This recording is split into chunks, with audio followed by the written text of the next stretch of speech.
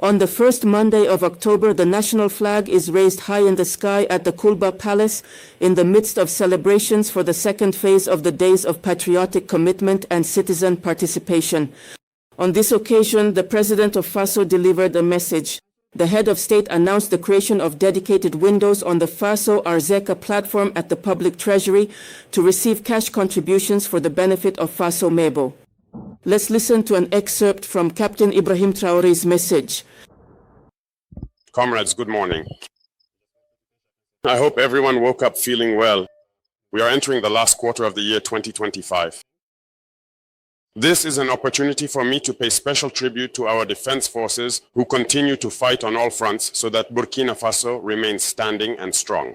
It is also an opportunity for me to congratulate you for all the work accomplished throughout the year so far, for your resilience, your dedication, and your commitment to hard work. And I encourage you to continue in this way so that our country can shine throughout Africa and around the world. This morning, I would like to talk to you about three main topics. The first topic concerns fraud. The second topic is about Faso Mebo, the initiative we launched. And finally, about the UACO. On the subject of fraud, I wanted to draw everyone's attention to a phenomenon that has persisted for several years. There are individuals, some of whom travel around the country, often targeting business operators and sometimes even people who come to invest in Burkina Faso. And their goal is to defraud them by making some people believe that in order to get government contracts, they had to pay certain sums of money. Some people who came to invest in Burkina Faso end up being defrauded in the same way.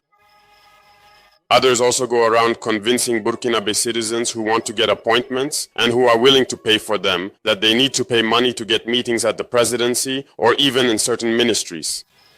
So I wanted to take this opportunity to draw everyone's attention to this. And as we say, we are in a time of revolution and these things no longer exist in Burkina. Everyone needs to understand that to get a contract, you have to follow the rules and do things properly to win your contract. There is no question of paying even 5 francs to anyone in order to get a contract. These are old political practices. But you see, it's still deeply rooted in some people and they end up getting scammed. As a result, they wear out our gendarmes and police officers with constant investigations to track down those who scam them. For those who come to invest in Burkina Faso or anything like that, it's the same thing. To get an audience with the presence of a particular institution, I think there are several ways in. We have the advisor's office, we have the major projects office, and we have the protocol service. If you need to invest or need specific information, you can approach these people. So this is a reminder to everyone that these practices are now banned and to warn people not to let themselves be scammed anymore. The second topic is about Faso Mebo, which, since its launch, has generated particular enthusiasm and has succeeded in bringing people together and uniting their efforts. Thank God, that's all we wish for, that people can unite and build our country. Many people, both inside and outside Burkina Faso, from the diaspora as well as friends of Burkina Faso, wanted to contribute to Faso Mebo, but faced difficulties because until now, Faso Mebo only accepts in-kind donations. So I had requested some work to be done at the treasury, which is now complete. Our goal is to create a treasury for each region, an account number so that people, wherever they are, can contribute to their region. This is the Faso Arzaka platform, where we have created sections so that each region can have its own dedicated space for people to contribute. It will be done in a very transparent way so that if people wish, every month we can print the list of everyone who contributed along with the amount. So whether someone is inside or outside Burkina Faso, anyone who wants to contribute so that their region can have infrastructure, become more beautiful, or support Faso Mebo in its efforts, will now be able to do so. I am going to order the launch of this operation. You are all invited to contribute in your respective regions. Even if your regions have not yet received their brigade, it's on the way, it's coming. But we need to start with the work that can already be done. So each and every one of you can contribute to beautifying your region or to helping build infrastructure. Let us remember that no one will come to build our homeland for us. It starts with us, and I believe that each and every one of us can do something. The third topic concerns the IECO, the African Universities of Communication, which just concluded this week. an event that might go unnoticed but is of vital importance. We keep emphasizing that communication is a very important and highly strategic lever, especially in times of war. It is through communication that imperialists have always destroyed Africa. All these wars, these divisions, these conflicts have been witnessed on the continent. From slavery up to the present day, it has always started with communication. And it continues today with neocolonialism, which we see now. Through communication, they are always trying to set us against each other. Thank God today, through our Wainians, through our Birses, they have managed to reverse the trend, to deconstruct all the lies of imperialism. We pay tribute to them for this, although it is still necessary to continue guiding this communication. It was necessary because, you see, they invest a lot of money in their communication. But on top of all that, they use us ourselves to finance this communication against us. You can't understand how the victim herself gives the weapon to her executioner to kill her. Because while doing the budget arbitration for 2024, I realized something very serious. And this is happening in almost all African countries, especially the French-speaking ones. Can you imagine that in all our institutions, all our ministries, there were budget lines reserved solely for those media outlets? It was while doing the arbitration that I discovered that in every ministry, in every institution, there is a budget line dedicated to this. So there is a systematic transfer to media like Jeune Afrique, Le Monde, and so on, and they send us their newspapers. So whether we wanted to or not, whether we wanted to read them or not, our budget was transferred to those media outlets, and they often write to destroy us. And this happens in almost all African countries, especially the French-speaking ones. What's more, they came up with the scheme of finding companies in our countries, usually state-owned companies that are financially stable, to become shareholders in their media outlets.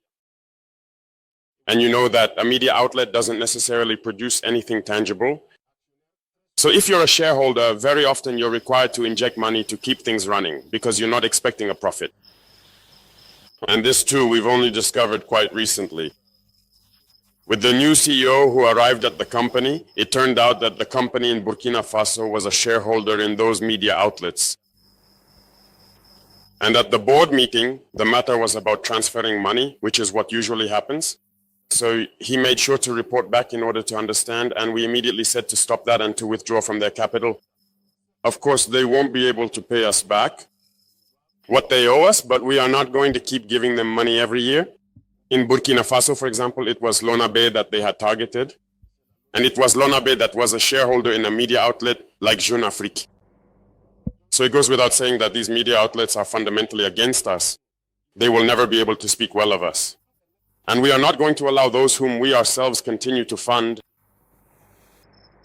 And this happens in many countries, and it would be good for all African countries to wake up and for us to put an end to this.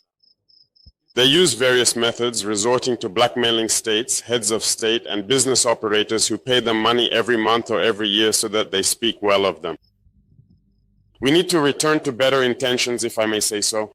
Africans need to understand that these people do everything through communication to destroy us. And at some point, we have to say stop and take matters into our own hands. That's why I've often called on communicators, media professionals, so that we can communicate for our homeland. That's the best thing to do. Just look at the conflicts in Africa, see the disaster they cause. We need to understand that communication is a formidable weapon. It's dangerous for us when they communicate, but it works to their advantage when they communicate against us. So there's a choice to be made. There's no one who can speak up. And as soon as you speak out, there's no impartiality. You take sides. So when we call ourselves journalists or communicators today, you can't be impartial. People have to choose. Either they are for the nation or against the nation. This is a very important event, and we are creating structures or events where people can communicate, continue to communicate, to raise awareness among the youth, to awaken Africans so that we return to our fundamental values, focus, unite, and work for our countries. So I invite everyone, wherever we are, no matter the situation, if we have to communicate, we must be very careful. And if we end up listening to the communication from certain media outlets, we also need to know how to discern things because it is a powerful weapon. They can change the way you see things. They can turn you against each other through communication. So with that, I wish you all a lot of courage for the trimester that is about to begin, which is the last one. And above all, double your efforts so that the 2026 budget, which will be prepared during this trimester, can be a budget that allows us to invest optimally for our country. Thank you all very much. I wish you a very good week, and may God protect our beloved homeland. Homeland or death, we shall overcome.